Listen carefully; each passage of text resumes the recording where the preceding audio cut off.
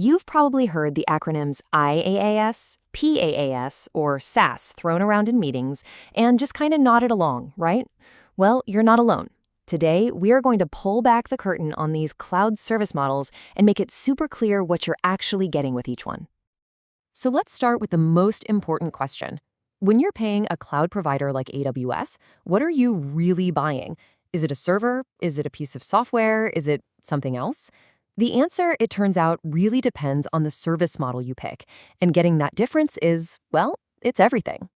All right, so here's how we're going to break it all down. First, we'll talk about what a service model even is.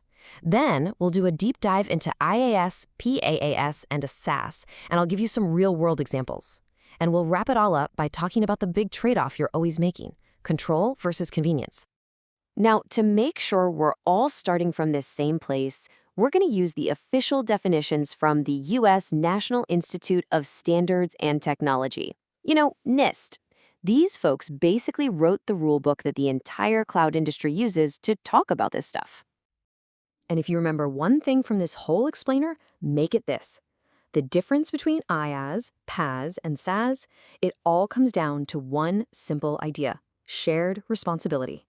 It's like a contract that draws a line in the sand and says, okay, this is what you have to manage, and this is what the cloud provider is going to take care of for you.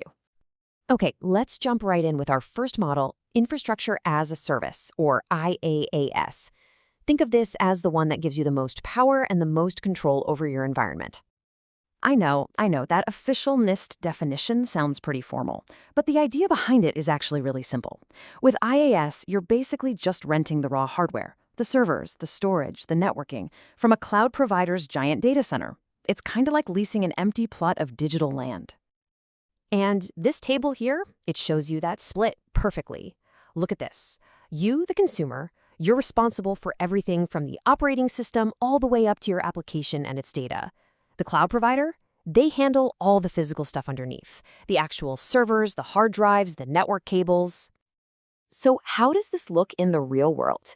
Well, you've got services like Amazon's EC2, which stands for Elastic Compute Cloud. That's your virtual server.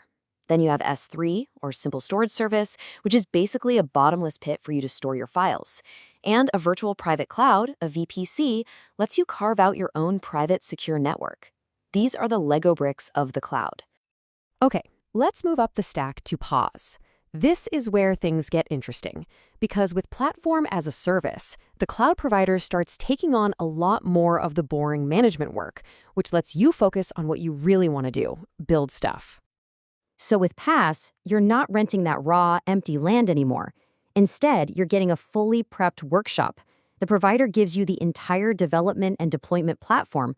All you have to do is bring your application code and your data. And just look at that shift in responsibility. See how much of that table just moved over to the providers column? They're now handling the operating system, the middleware, even the runtime. I mean, that is huge. It means you don't have to worry about patching servers or updating software anymore. You can just focus on your code. And this model is just so powerful. You get services like AWS Lambda, where you don't even have to think about servers. You just upload your code and poof, it runs. Or there's Amazon RDS, the relational database service.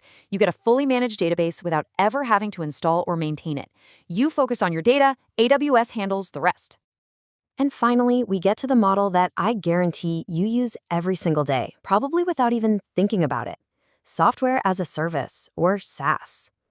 With SaaS, you're not managing infrastructure, you're not managing a platform, you're simply using a finished product. It's a complete piece of software delivered right to you over the internet, usually just through your web browser. The provider built it, they run it, and they maintain it for you. And that responsibility split? Well, it couldn't be any clearer. In the SaaS model, the provider manages, well, everything, the whole shebang. From the network cables in the floor all the way up to the application itself, it's all their problem. Your only job is to log in and use it. Seriously, just think about the apps you use all day long. The email client you use in your browser? That's SaaS. That online document editor where you and your team work together? Yep, SaaS.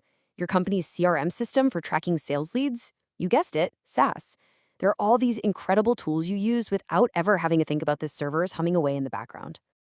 So here's the deal. None of these models is automatically better than the others. It's not about good, better, best. They just represent different points on a spectrum. And it all comes down to a fundamental trade-off, a trade-off between control and convenience. This slide pretty much tells the whole story. IaaS gives you the absolute most control and flexibility, but that comes with the most responsibility. On the other end, SaaS gives you the ultimate convenience. It just works, but you have the least amount of control. And PaaS? Well, it sits right there in the middle, giving you a nice balance of both. And here it is, the big picture all in one place. When you look at all three models side by side like this, you can just see that clear, steady shift of responsibility. As you move from left to right, from IaaS to PaaS to SaaS, you're just handing over more and more of the management of that stack to the provider. It's the perfect picture of that trade-off we've been talking about. So, as we wrap up, I want to leave you with this question. On your next project, you know you're going to manage the code and you're going to manage the data. The real question is, how much of that stack underneath do you want to manage? Do you need the raw power and control of IaaS, the developer-friendly convenience of PaaS, or are you just looking for a ready-made SaaS solution? The choice is all yours.